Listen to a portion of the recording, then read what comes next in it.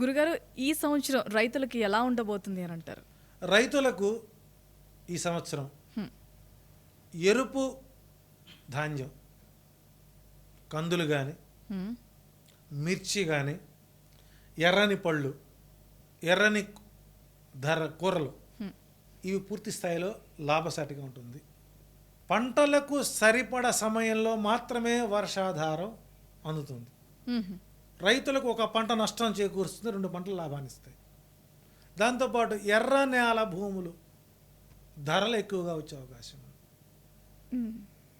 ప్రపంచవ్యాప్తంగా మ్మ్. Civil contractors, okay. Real estate, మ్మ్.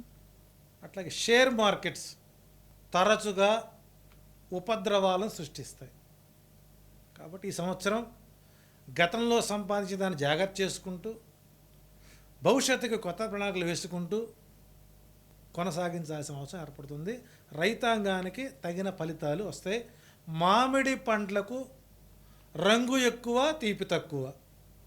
అందని పళ్ళు పొలం అన్నట్టుగా మామిడి రైతులకు ఈ సంవత్సరం కష్టకాలంగా ఉంటుంది. రసాధిపతి ఫలితం వ్యతిరేకం ఉంది కాబట్టి ఈసారి కొద్దిగా ఆవకాయ కూడా పులుపు తక్కే అవకాశాలు ఎక్కువగా ఉన్నాయి.